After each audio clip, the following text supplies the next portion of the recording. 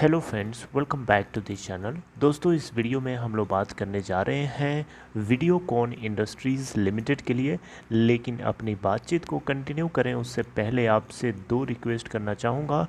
पहली रिक्वेस्ट कि अगर आप इस चैनल को फर्स्ट टाइम देख रहे हैं तो सब्सक्राइब करके बेल आइकन को हिट कर लीजिए ताकि आपको सारी वीडियोज़ की नोटिफिकेशन मिलती रहे और आप सबसे पहले उसे देख पाएंगे। दूसरी रिक्वेस्ट ये है दोस्तों कि अगर आपको या आपके किसी जानने वाले दोस्त को डीमेट अकाउंट या ट्रेडिंग अकाउंट ओपन कराना है तो डिस्क्रिप्शन बॉक्स में आपके लिए एक लिंक दिया गया है, आप देख सकते हैं। दोस्तों, हम बात कर रहे हैं वीडियोकॉन इंडस्ट्रीज़ लिमिटेड को लेकर के। अभी हाल ही में आपको मैंने बताया था कि इस कंपनी को ट्विन स्टार एंड टेक्नोलॉजी, जो कि आपको पता है वेदांता ग्रुप की एक सब्सिडरी कंपनी है, इसी ने एक्वायर करने किया है। और जो अमाउंट है जितने में इस कंपनी ने एक्वायर किया है 2962 करोड़ रुपए। आपको बताना चाहूँगा इस वीडियोकॉन इंडस्ट्रीज़ लिमिटेड के एसेट्स को बेच करके जो अमाउंट लगभग आने वाला था 3000 करोड़ रुपए के आसपास का था। और वेदांता ग्रुप की इस कंपनी ने जो ऑफ़र दिए थे वो 2962 करोड़ है, जो कि काफ़ी 3000 करोड़ रुपए के काफ़ी क्लोज है। इसी को लेकर के नेशनल कंपनी लॉ ट्रिब्यूनल ने क्वेश्चन किया था, डाउट क्रिएट किया था कि कहीं न कहीं जो कॉन्फिडेंशियल क्लॉज है उसको फॉलो नहीं किया गया है, कहीं ना कहीं इन्फॉर्मेशन लीक कराई गई है, जिसके चलते वीडियोकॉन के इस पूरे लिक्विडेशन वैल्यू के बराबर कोई बिडिंग कैसे कर सकता है, राइट। लेकिन हालांकि ये क्वेश्चन तो उठा था ज़रूर, लेकिन उसके बाद ये बात दब गई और उसके बाद एनसीएलटी ने सीधे अप्रूव कर दिया कि जाओ भैया आप इसको एक्वायर कर लो। लेकिन कुछ लेंडर्स तो बहुत हैं इस कंपनी के, बहुत सारे कंपनीज, इस कंपनी को बहुत सारे बैंक्स ने लोन दिया है।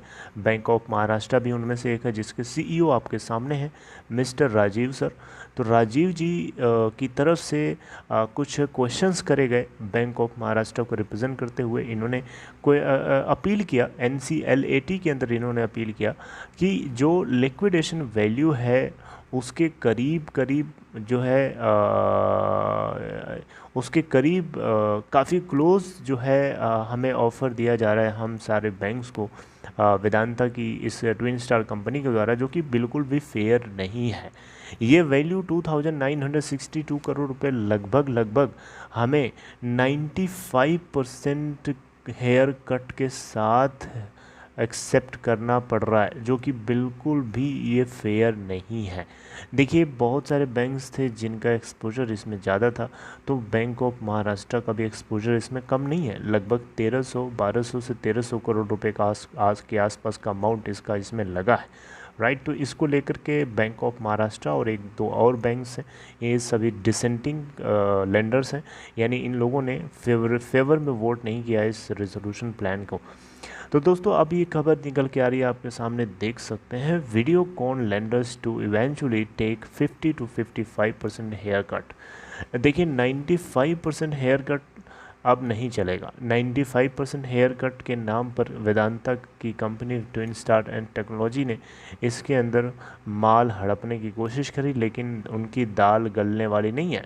95% हेयर कटिंग नहीं चलेगी भैया, सीधी सीधी बात है। अगर आपको लेना है तो लो, नहीं लेना है तो यहाँ से जाओ, यानी इस कंपनी को छोड़ो। कोई दूसरा बिडर आएगा, हम लोग बिडिंग कराएंगे उसके लिए, फिर देखा जाएगा कि कौन जो सक्सेसफुली हमें इतनी वैल्यू फेच करके देगा, हम उसको कंपनी ऑफ़र करेंगे। ये लेंडर्स का मानना है, यानी ऐसा लेंडर्स सोच रहे हैं। देखिए, यहाँ पे 50 to 55% हेयर कट झेला जा सकता है, 95% नहीं झेला जा सकता।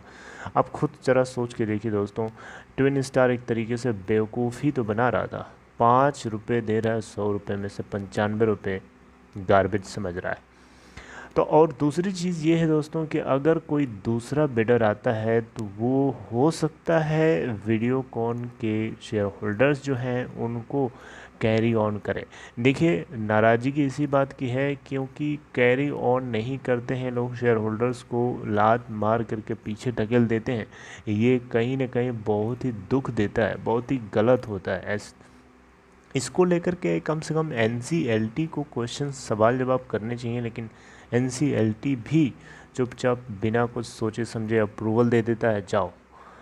मतलब this is not fair, this is not fair, it should not happen, right. तो दोस्तों यहाँ पे अब देखते हैं क्या होता है, क्योंकि अभी तो NCLAT ने स्टे लगा दिया, यानी नेशनल कंपनी लॉ ट्रिब्यूनल ने जो अप्रूवल दिया था वो अभी रुका हुआ है, यानी एक तरीके से इफ़ेक्टिव नहीं है। अब NCLAT आगे क्या फ़ैसला लेता है, ये सारी बातें आगे की बातों को डिसाइड करेंगे, राइट। तो दोस्तों आप लोग अपना ख्याल रखिए और स्टे पॉजिटिव, आप लोगों को अपडेट्स मिलती रहेंगी इसके ऊपर, इससे जुड़ी हुई। अब देखिए स्टेक होल्डर्स की कोई बात नहीं करता है, राइट, लेकिन यहाँ पे बात करना चाहिए, और इसके लिए आप सब लोग मिल करके यूनाइट होकर के इन अथॉरिटीज़ के ऊपर प्रेशर नहीं बनाएंगे तब तक ये सुनने वाले नहीं हैं। चाहे आप DHFL के हों, चाहे आप क्वालिटी लिमिटेड के हों, चाहे उत्तम वैल्यू स्टील्स लिमिटेड के हों, चाहे आप वीडियोकॉन के ही क्यों ना हो, हम सब को मिल करके यूनाइट होकर के अथॉरिटीज़ को प्रेशराइज करना पड़ेगा इस मुद्दे को सीरियसली लेने के लिए। वरना आने वाले टाइम में जितनी भी इस तरीके की कंपनीज इस तरीके के स्टेज से गुजरेंगी, उन सभी के जो स्टेक होल्डर्स हैं उनकी इक्विटी वैल्यू को ज़ीरो करके लूटना बड़ा आसान सा होने लगा है आजकल। हम देख रहे हैं आजकल, आप भी देख रहे हैं, कई कंपनीज में हो रहा है, right? So this is all in this video, right? I would like to request you to be connected with this channel, and if anything happens in future regarding this, either in couple of days, then definitely I will let you know, friends. This is all, take care.